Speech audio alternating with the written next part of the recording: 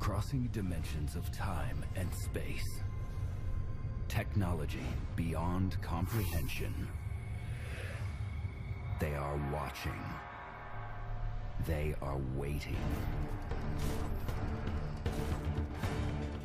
They are already here. Official explanation was that nothing had come down to the ground.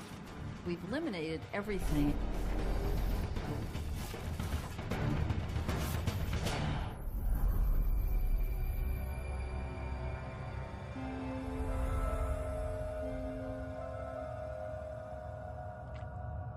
Kecksburg, Pennsylvania, 1965.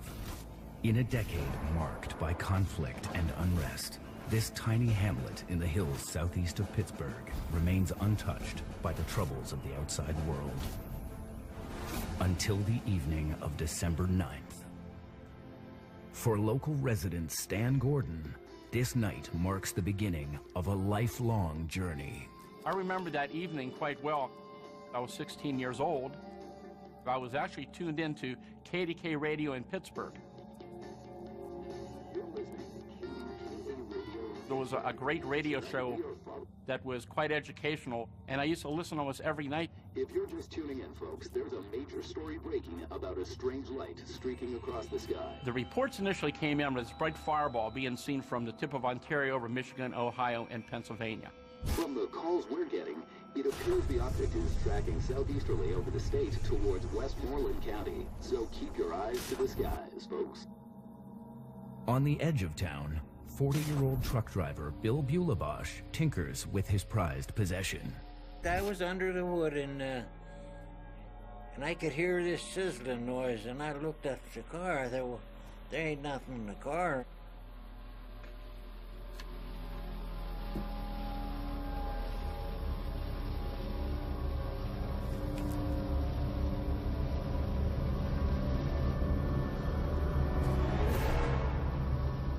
Looked up and I seen this streak of fire, and I said, oh, what's this? And it was up about a mile and a half, 2 miles. I watched it and it went towards the mountain. And then it went up there so far, and it turned around and come back again, and it seemed like it couldn't make up its mind where it was going to land, you know. And then it made a turn and went right into the woods.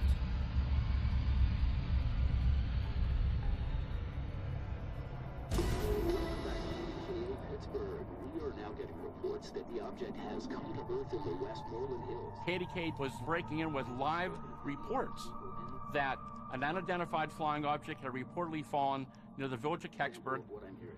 And here's the latest on the bright light situation. Local police have been dispatched to the scene as calls continue to flood the phone lines here at KDKA. We'll have more for you right after a word from our sponsors. And I remember that night I was running back and forth between the TV and the radio trying to listen to the latest reports from the different sources to find out what was going on. There was some thought that maybe this had been an airplane that may have exploded in the sky out towards Greensburg, towards Westmoreland County. As you can see, the curious have gathered here on Coons Lane near Kecksburg. They, like us, are hoping to find out what exactly has landed in these woods. I got in my car and I went up the road. You couldn't get near the place for automobiles on that back road. Get up there and I says, oh my God, where's all these people coming from?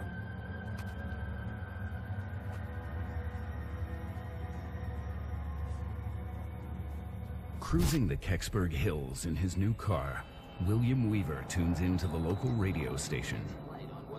I was 19 years old at the time, and I heard on the radio that something had landed there. And as I come down the hill, I seen some people standing off on the side of the road, and I stopped and asked them. And everybody was wondering, you know, what is this? What happened? Is it an airplane? You know, they had no idea. Looking down over the hill, as it was getting dark, I could see that there was a blue light coming off of this that would go very dull and then get very bright and then go back to getting very dull again. But it was very visible. And I could see lights down there, you know, down in the woods. Looked like sparklers and like some kind of haze coming from it. So far, authorities at airports from Pittsburgh to Philadelphia are not, repeat, not reporting any missing aircraft. Whatever has crashed into these woods appears to have been flying without a flight plan. More and more calls were coming into the radio station. Reports are indeed true. We can tell you that there's a lot of military action going on around here. We have seen numerous military trucks driving toward the site of the alleged.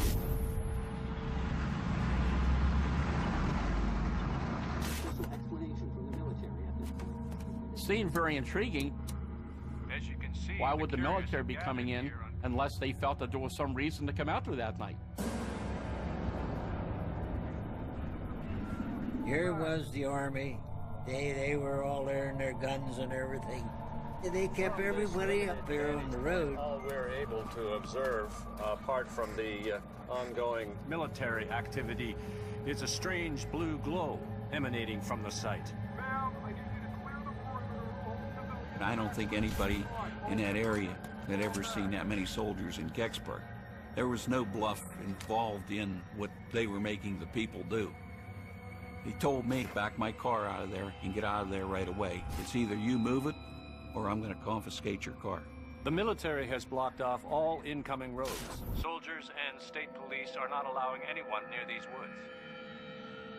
Some people have gone on record and said that soldiers actually aimed their weapons at civilians to prevent them from going down into the area. Why would so many military personnel be sent to a small farming community with armed soldiers aiming weapons at certain civilians trying to get down to the site? Where did that jurisdiction come from? And what was so important down in the woods that they didn't want the public to see?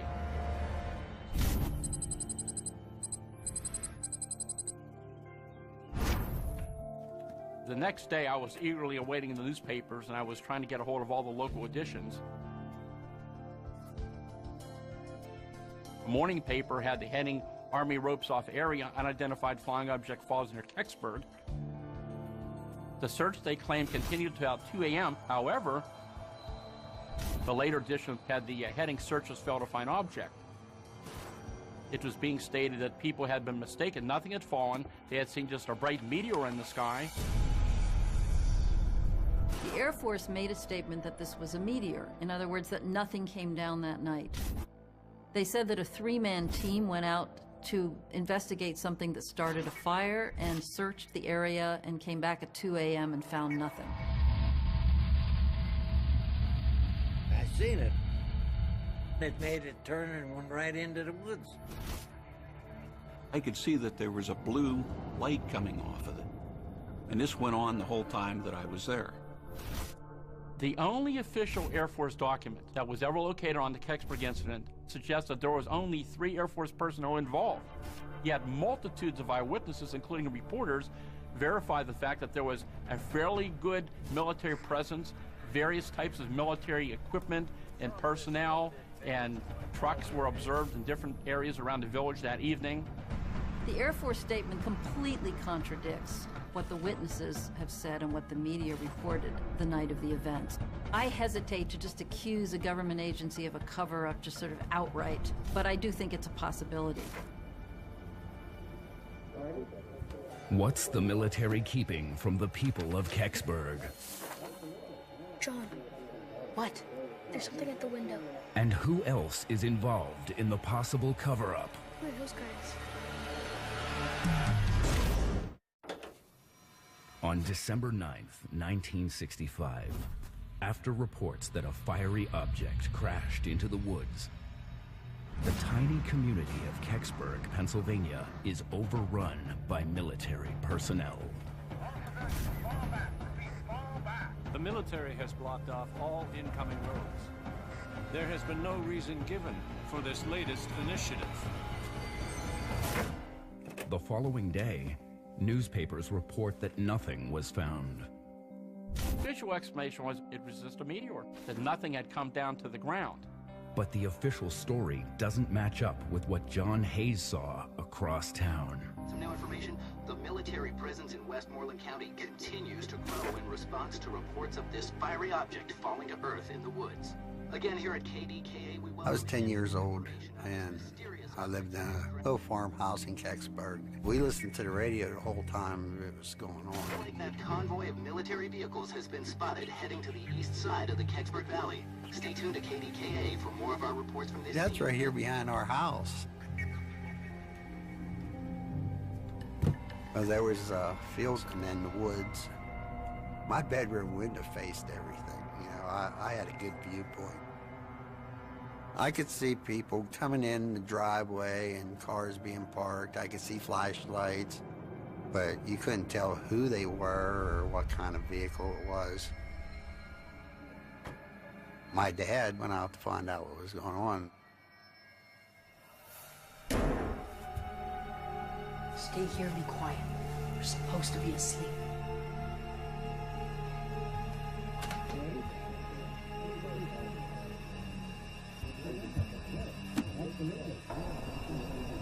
When my dad came back in, he wasn't alone. There was military people with him. My house was converted into a military base for a little bit.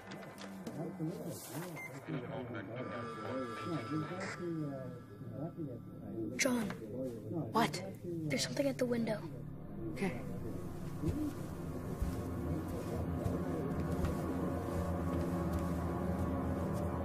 I seen these guys. They was in like moon suits or whatever the heck you want to call them. Who are those guys? When they was talking to each other, I seen a NASA patch on the one's arm. I thought, you know, that was pretty crazy. NASA's job during that time period was to deal with anything that fell from space, any debris or anything unexplained. NASA would go to the scene and retrieve the thing that fell. If the statement released by the Air Force is true, and nothing was found at the crash site in the woods, what is NASA doing in Kecksburg? They had a box with them, big box. It's probably about 4 foot wide and about 8 foot long.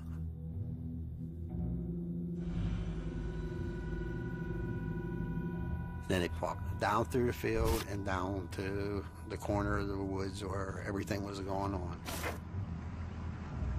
Please, can I just look for 1 second? Stop pestering me. When I was looking out my bedroom window, I was watching the cars and stuff like up on the driveway and just sort of watching what was going on out there. This Jeep come down through and then truck come down through, and it was just a big flatbed truck, you know, it was empty. They was probably down there for a half hour to maybe 45 minutes, if that. And they came back out with something on the back of the truck. So what's going on? It was dark. I could just, you know, I could tell by shapes, you know. It's probably about the size of a Volkswagen, you know, from where I was at. And when they went down, it didn't have nothing on it. When they come back out of there, it had something on it. Because of all the witness reports, the newspaper reports, the radio coverage, we know that something came down that night and was taken away on a truck. I believe that there are people that have either direct information on this case or have knowledge of the event, and I believe that it's very possible that there is physical evidence out there. Could that fireball have been something other than a meteor? Did a meteorite land in the Kecksburg woods? Meteorites are meteors that hit the Earth. They're rocks from space that we actually recover on the surface of the Earth. Most meteorites come from the asteroid belt. We also have some meteorites that come from the planet Mars. They're blasted off of Mars by impacts, rocks go into space, and just like the bugs on the windshield, when you drive down the highway, those rocks also hit the Earth, and some of them survive and are recovered as meteorites. We also have meteorites from the moon, same story. Meteorites are coming to Earth all the time in the form of space dust. We estimate about 100,000 tons per year of fine-grained material. Rocks the size of my hands, the size of a basketball, the size of a car are much rarer. They brought these special boxes in. They took it down toward the impact area. So the question is, what were they going to put in those boxes? In the mid-60s, there was a heightened awareness of the potential that meteorites could carry alien life forms. In these rocks, there are fractures, there are cracks, there are crevices, and the possibility exists that microbial life, as we know it, could live inside a rock and be transported to another planet and survive that journey. As a result, partly of this kind of sensitivity, the rocks from the moon brought back by the Apollo astronauts were actually quarantined for a period of time. This is called planetary protection. A falling meteorite can't account for the object's varying speed or erratic trajectory. Those local people who saw the object descend said it did not come down at a high rate of speed, but it came down relatively slowly. The cosmic velocity, the orbital velocity around the sun that an object has, that it brings with it when it enters the Earth's atmosphere, is huge, between 36 and 72,000 kilometers per hour. You need a large force to veer it off course, and we've never observed that in a meteorite. People saying about a meteorite. Meteorite goes straight up and down, you know, it don't turn. It seemed like it was radio controlled, or somebody was controlling it to do that.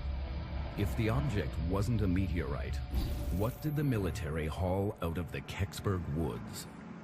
I don't think it was a meteorite, because I don't think there would have been as much secrecy over a meteorite. When I woke up the next morning in the military, they was gone. Me and my brother, we went over to investigate. What is that? He looked at us and he said, "You need to get out of the woods because there might be radiation."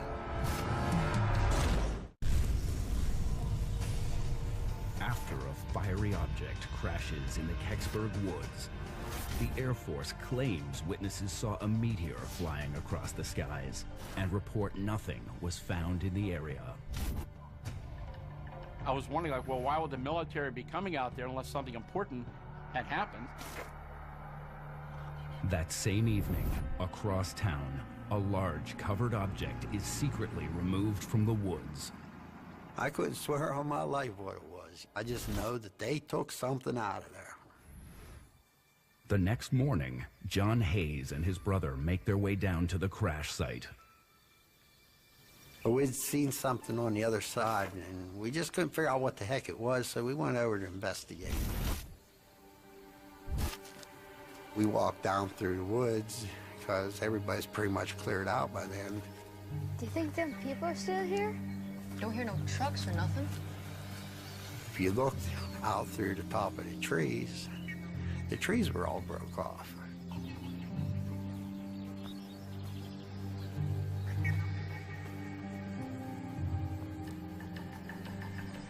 What it was a big burn area. The woods was burnt all off right there, and we're walking through there, and it was probably a good 400 or 500 feet. The evidence suggested that there was a pattern of tree damage down there. It was not a situation where the whole forest was damaged by some kind of ice storm or something. There were isolated trees that were kind of in a trajectory that made sense for an object that was coming down and fit the descriptions of what the witnesses had said.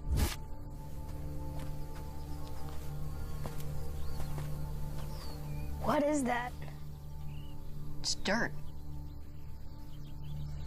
There was a clearing right there that it was all fresh dirt. And it wasn't the same kind of dirt, you know, because wood dirt's darker. This here was a lighter color. This could not have been a meteorite, because a meteorite leaves a huge crater, big hole in the ground. It wasn't something that came crashing down from the sky. It really confirms what witnesses said, that something coming down gradually and only hitting certain trees and not others, not making a huge hole in the ground. They buried something here, didn't they? No. They took something out of here, and they filled the hole it left with this dirt. I think what it was is they just wanted to cover up whatever kind of evidence to show that there was anything taken out of it. What the hell are you boys doing here? We live in a farm, over there. Well, you better get on home. This woods are full of radiation. Yeah, we live here, you know, we're down here all the time, you know. He said, well, you need to get out of the woods because there's a chance, you know, that there might be radiation. Where could the radiation come from? In the 50s and the 60s, there was work on developing nuclear rockets and nuclear-based propulsion system for aircraft. And those propulsion systems released a lot of radiation into the open atmosphere. Whether that ever got employed beyond a research activity, I kind of doubt it. Now, there could be something with the payload that the vehicle carries that resulted in radiation being left over in some area. Conceivably, if you were carrying a nuclear weapon, if that weapon had been damaged, you know, that could have some radiation that would hang around for a while and be measurable. But that's not a common thing that somebody might encounter. A serious radiation threat helps to explain the secrecy surrounding the operation. Project Moondust was an Air Force intelligence operation scattered around the country during the time of the Kecksburg event in December of 1965. It was retrieval teams, very secretive, that would go out and collect space debris and anything that was unidentified that fell from the sky. And they were much more secretive than NASA was. We don't know if there were any Moondust officers there or not, but it's possible there were. I think what happened is maybe a piece broke off, whatever they hauled out of there, and they was just down there looking to make sure there wasn't nothing else there that somebody could say, well, here's proof, you know, that you took something, you know. And I think that's what it was all about. In the days that follow, news about the sighting quickly fades. The reporters apparently took at face value when the government came out and said that people had seen just a bright meteor, and that was accepted by their editors, and they went on to the next story. But local witnesses stand by what they saw. There was a small group of local people who believed that they were certain nothing happened that night, that nothing was going on, that there was no military there. It got to the point where there was name calling and people were accused of making up their stories. People that was friends for years, even families that are broke up over it. When we talked about it, there was people who called us liars, that this thing never happened. And we got the sense, well, we'll just quit talking about it. Until Bill Bulebosh steps forward to challenge the Air Force statement. You hear these people saying nothing happened. A lot of people don't know what I know. There was a bell. I didn't know if it was going to blow up or somebody was going to come out of it or what. A series of unexplained events surrounding a mysterious crash in the woods near Kecksburg, Pennsylvania, shines a spotlight on the small rural community.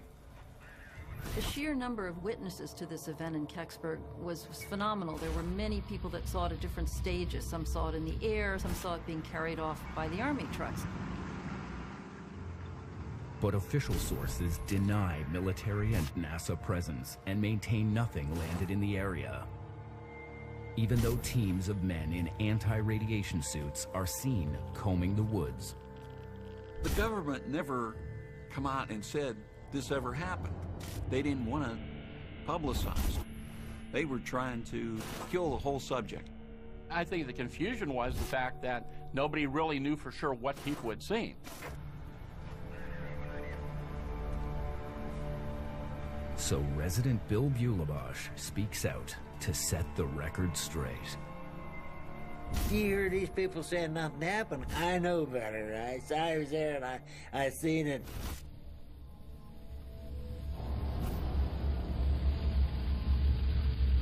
After it disappeared, I figured, well, I'm going up there to see what it was.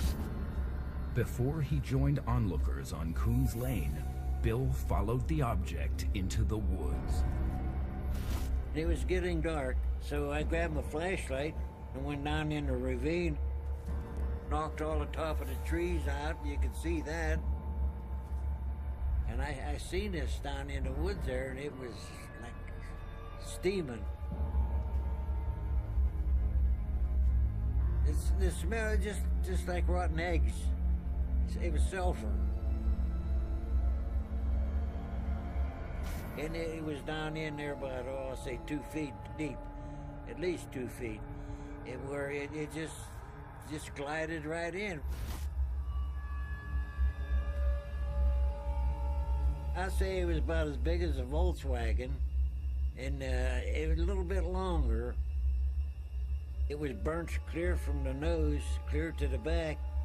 There was no seams, there's no rivets, or no nothing.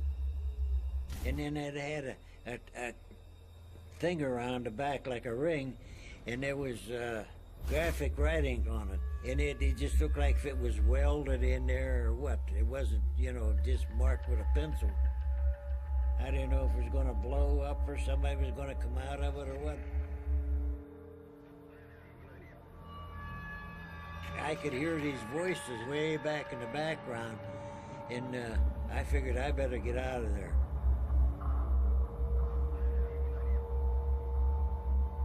They, like us, are hoping to find out what exactly has landed in these woods. By the time Bill joins the crowd overlooking the crash site, speculation about the object is running rampant. I just listened to everything that was going on, and all these people, they were there. This one guy says there was 2 green men coming out of it. They're guessing. No, I kept it to myself. I know what I've seen, and you ain't gonna change it.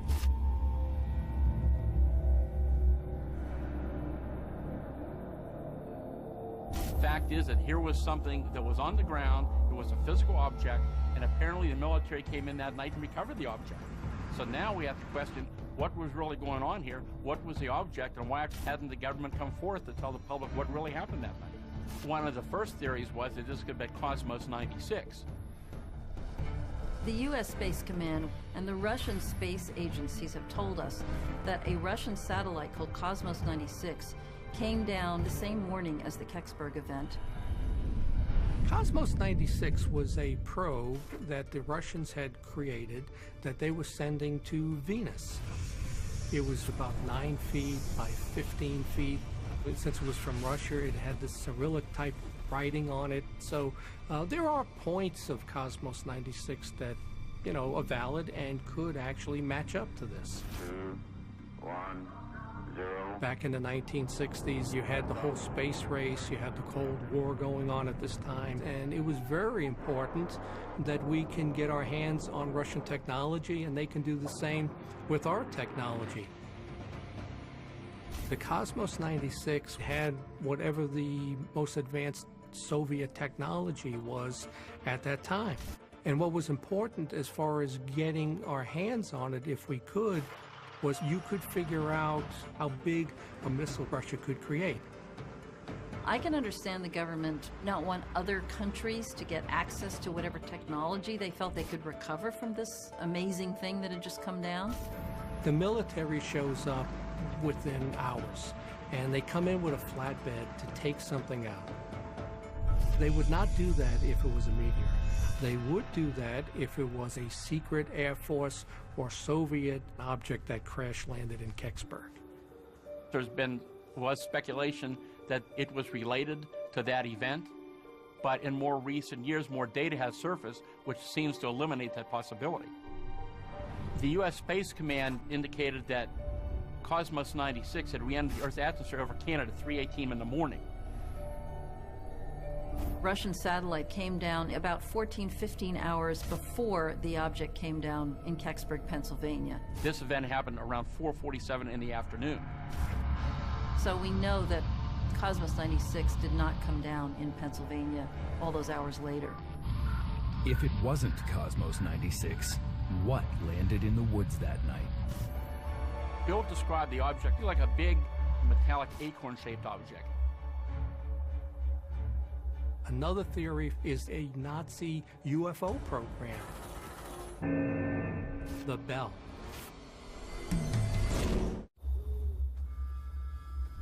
When an eyewitness discovers a glowing, bell-shaped object deep in the Kecksburg woods, the military's insistence that nothing was found at the crash site is put to further test.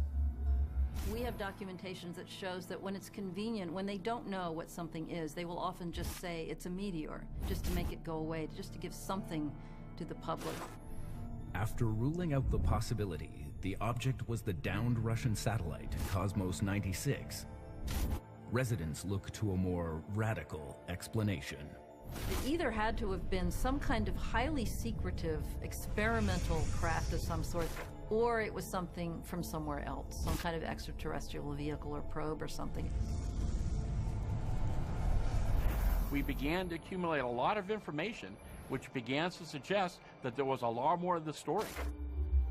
I say it was about as big as a Volkswagen, and then it had a thing around the back like a ring, and there was graphic writing on it. To some historians, the fallen object is eerily reminiscent to an alleged top-secret Nazi weapon. Some people say Hitler, in his pursuit for technology that the SS was heavily involved in, was developing Die Glock, the bell. Descriptions of it in Germany, it was an acorn-shaped object with this hieroglyphic or Cyrillic-type writing on it. The bell is a device that spins in opposite directions. It has red mercury in it, and when you compress and spin the red mercury, it glows, it defies gravity.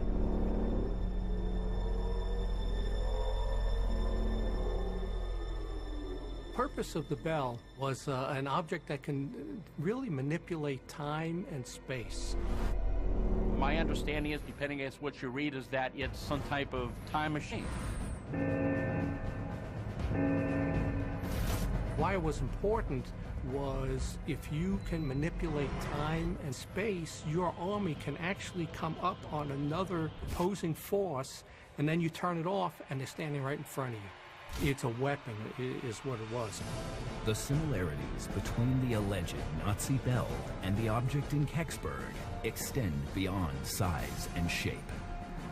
Now, one of the things that happened was that it gave off tremendous radiation. The radiation from the bell solidified the blood in humans, and it turned plants gray because it killed the chlorophyll. It was very dangerous. Back on that evening in 1965, some people saw or had direct contact with what appeared to be NASA personnel who were searching for something. There was some talk that maybe radiation was involved with whatever had fallen. If the object in the woods was the Nazi bell, how did it end up in Kecksburg 20 years after the war? There was something called Operation Paperclip.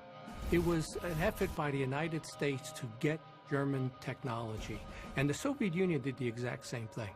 So another theory for the Kecksburg crash is that either the United States or the Soviet Union got their hands on the technology for the Glock, the bell. So what may have crashed in Kecksburg was either a US or Soviet program of the bell technology that went wrong and crash landed in Pennsylvania. The Nazi bell is, again, it's one theory among many. There's no indication that I'm aware of that this was an actual working project. I still say that the most likely explanation is either some very secretive, very highly advanced space probe, or we still could be dealing with an extraterrestrial spacecraft.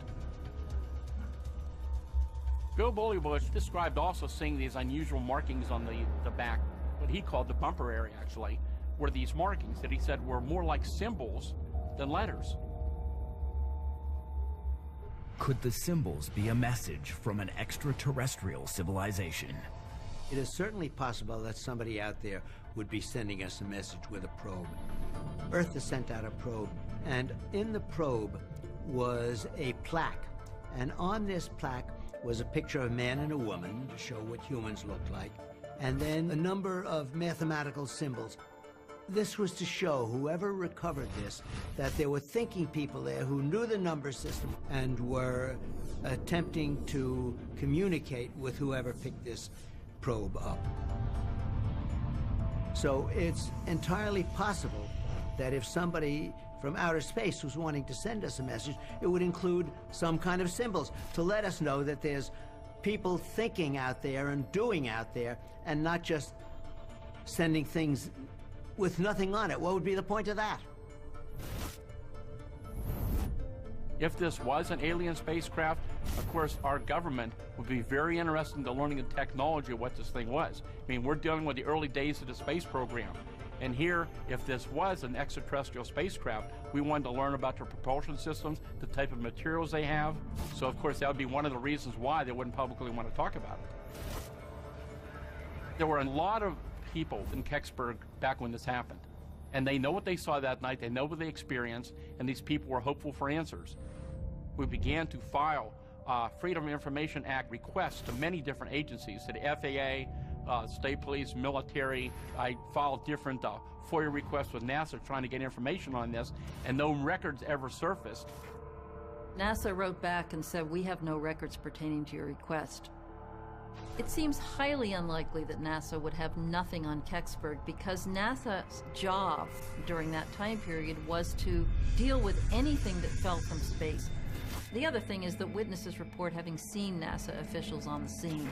So for those two reasons, it's just impossible, as far as I'm concerned, that they would have absolutely no documentation, not even a newspaper article, about what happened in Kecksburg that day. Despite government stonewalling, Stan Gordon continues to search for answers. Over the years, I've interviewed hundreds of people who were involved in different aspects of this case. I would hear stories, and I would follow up and find these people and talk to them. The Kecksburg case was unique because it involved the crash of an object. Something fell from the sky, which we know was carted off in a truck, which means that physical material still exists somewhere. It was our government that retrieved it. They must know something more about it. There was so little information really forthcoming on the event, and I really began to intensify my investigation in the 1980s. On December 9th, 1965, near the village of Kecksburg, Westmoreland County, Pennsylvania, Stan Gordon produces a documentary about the Kecksburg incident to draw out new information. This documentary includes eyewitness testimony. And his determination pays off. In the summer of 1990, I was contacted by an individual, and he told me that he was a part of the security team that guarded the object that came in from Kecksburg when it arrived in the early morning hours of December 10th at Lockbourne Air Force Base outside of Columbus, Ohio. And he said they had the highest security when this flatbed tractor trailer with this tarped object came into the base. They were given a shoot-to-kill order to anybody that approached that area without the proper authorization. Then it continued on to Wright-Patterson Air Force Base near Dayton, Ohio, which was the headquarters for the Air Force Project Blue Book. Later that same year, building on this information, Stan Gordon's investigation turns up a new witness. I received a phone call from a fellow, his name was Myron. Myron went to the base. They were told, don't be looking around. He was trying to figure out what was going on. He got inside that building, and he saw something up on the scaffolding.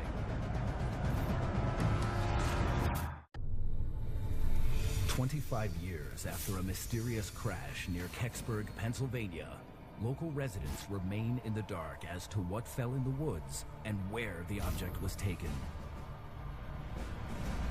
Forever impacted by the 1965 incident, Stan Gordon produces an investigative documentary about the Kecksburg incident to draw out witnesses.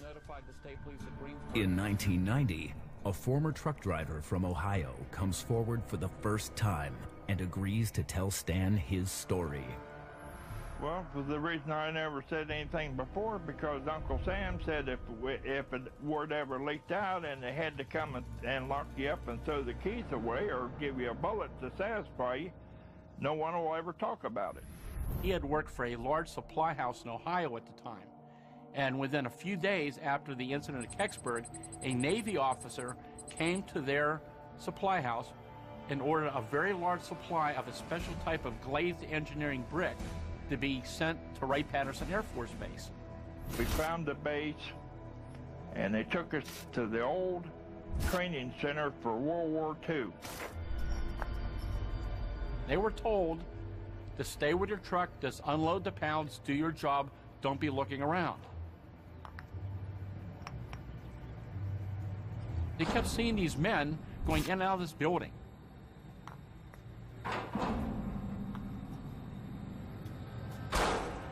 So when he didn't see anybody around, he went and looked in the entrance of that building.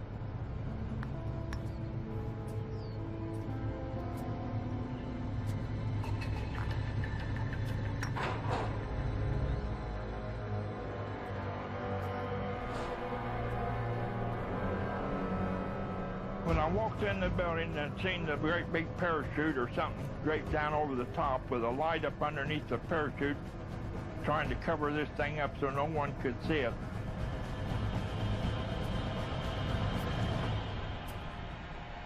It was sitting there on stilts. It had a bell shape there, and they was working on it. The spaceship looked like a large acorn. Runs about 14 feet to the top and about 10 to 12 feet wide at the bottom, with a collar on it that has writing on the collar. And you could see where they was trying to get into one of the openings. I also seen an object laying on the workbench.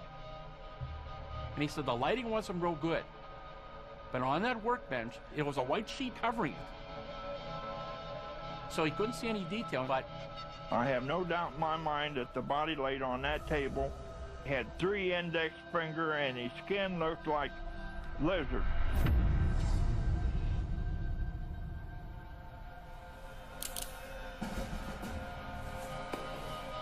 he said he was threatened, and he was told that you're never to tell anybody about this story. We'll put you in jail and throw away the keys.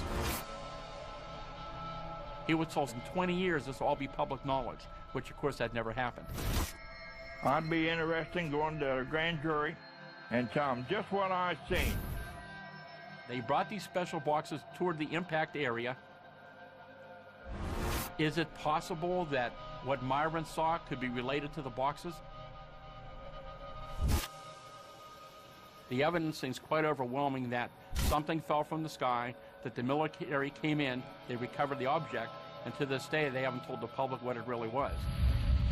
I think definitely something came down in Kecksburg. As to what it was, we've eliminated everything except for some kind of American government secret object that they might have been testing, or something extraterrestrial. Whatever it is, they're just keeping it to themselves, and I will go to my grave without knowing anything about it. They'll tell you they didn't take nothing out of there. But I seen it, I know it. They ain't telling me no different.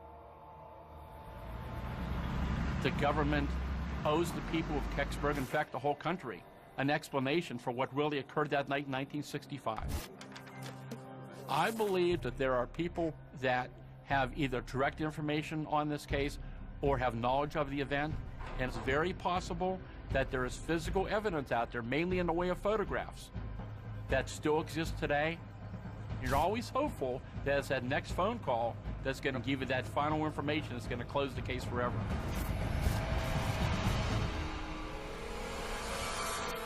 Like sparklers and like some kind of haze coming from it. So far, authorities at airports from Pittsburgh to Philadelphia are not, repeat, not reporting any missing aircraft. Whatever has crashed into these woods appears to have been flying without a flight plan. More and more calls were coming into the radio station. Reports are indeed true. We can tell you that there's a lot of military action going on around here. We have seen numerous military trucks driving toward the site of the alleged.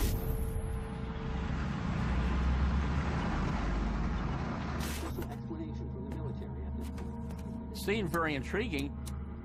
As you can see Why would the military be coming in unless they felt that there was some reason to come out there that night? Here was the Army. They were all there in their guns and everything. They kept everybody up there on the road. All we're able to observe, apart from the ongoing military activity, is a strange blue glow emanating from the site. And I don't think anybody in that area had ever seen that many soldiers. There was a great radio show that was quite educational, and I used to listen almost every night. If you're just tuning in, folks, there's a major story breaking about a strange light streaking across the sky. The reports initially came in with this bright fireball being seen from the tip of Ontario over Michigan, Ohio, and Pennsylvania. From the calls we're getting, it appears the object is tracking southeasterly over the state towards Westmoreland County, so keep your eyes to the skies, folks. On the edge of town, 40-year-old truck driver Bill Bulebosh tinkers with his prized possession. I was under the wood and I could hear this sizzling noise, and I looked up at the car. I thought, well, there ain't nothing in the car.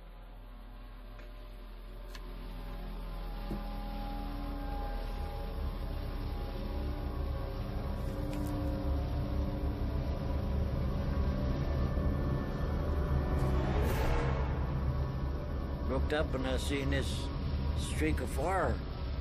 And I said, oh, what's this?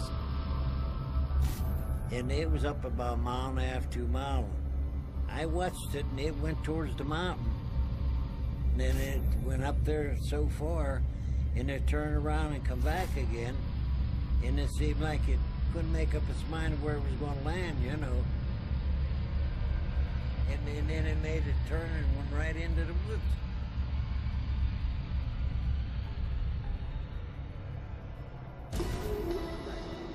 Pittsburgh, we are now getting reports that the object has come to Earth in the Westmoreland Hills. KDK was breaking in with live reports that an unidentified flying object had reportedly fallen near the village of Kecksburg. And here's the latest on the bright light situation. Local police have been dispatched to the scene as calls continue to flood the phone lines here at KDKA. We'll have more for you right after a word from our sponsors.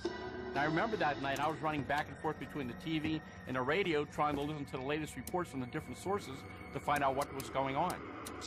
There was some thought that maybe this had been an airplane that may have exploded in the sky out towards Greensburg, towards Westmoreland County. As you can see, the curious have gathered here on Coons Lane near Kecksburg. They, like us, are hoping to find out what exactly. Crossing dimensions of time and space. Technology beyond comprehension. They are watching.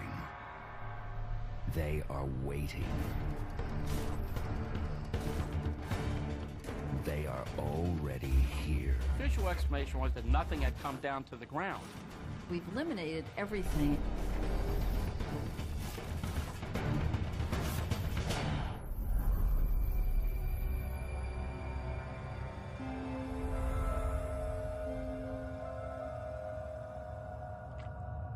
Kecksburg, Pennsylvania, 1965.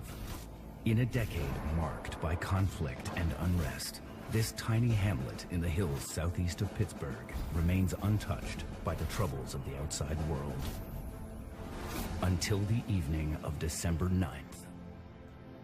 For local resident Stan Gordon, this night marks the beginning of a lifelong journey. I remember that evening quite well. I was 16 years old. I was actually tuned into KDK radio in Pittsburgh. Has landed in these woods. I got in my car and I went up the road. You couldn't get near the place for automobiles on that back road. Get up there and I says, oh my God, where's all these people coming from?